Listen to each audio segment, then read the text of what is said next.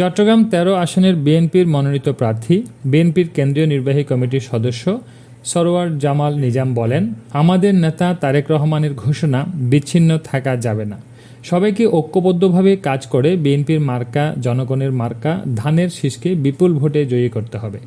এই সময় নেতাকর্মীদের উদ্দেশ্যে তিনি বলেন, অতি সত্বর নির্বাচনের তারিখ ঘোষণা করা হবে। তাই আপনারা বিগত সময়ে যেভাবেই এই আসনে বিপুল ভোটে ধানের শীষকে জয়ী করেছেন, ভবিষ্যতেও প্রতিটি ঘরে ঘরে গিয়ে ধানের শীষের পক্ষে কাজ করে আনোয়ারা কর্ণফুলীকে বিএনপির ঘাঁটিতে পরিণত করতে হবে।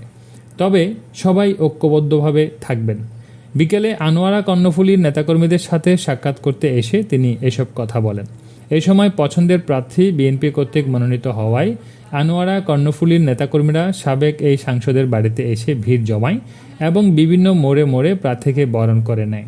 এই সময় উপজেলা বিএনপির সাবেক আহ্বায়ক মোশাররফ হোসেন, যুগ্ম আহ্বায়ক মঞ্জুর উদ্দিন চৌধুরী, অ্যাডভোকেট ফৌজুল আমিন চৌধুরী, ভিপি মোজাম্মেল হক, সাবেক চেয়ারম্যান হুমায়ুন কবির চৌধুরী আনসার, সাবেক সাধারণ সম্পাদক শফিউল আলম, জাকারিয়া চৌধুরী জকু, সাবেক চেয়ারম্যান আবুল কালাম আবু, শাওয়াজ জামাল নিজাম সনি, দক্ষিণ জেলা বিএনপির নেতা অ্যাডভোকেট ফোরকান আখতারুন নবী চৌধুরী, মেজবা উদ্দিন চৌধুরী জাহেদ, নূর আলী, ইউনুস চৌধুরী, উপজেলা যুবদলের সদস্য সচিব ফারুক হোসেন প্রমুখ বিএনপি সহযোগী ও অঙ্গ সংগঠনের নেতাকর্মীরা উপস্থিত ছিলেন।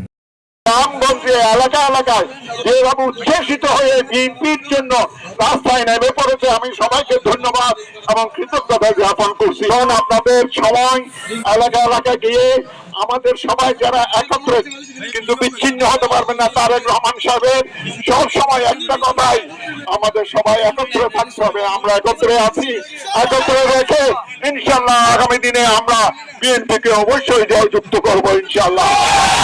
এই আনোয়ারার মাটি বিএনপির ঘাঁটিকে পরিণত করব, কর্ণফুলীর মাটি বিএনপির ঘাঁটি হিসেবে ইনশাল্লাহ পরিণত করব।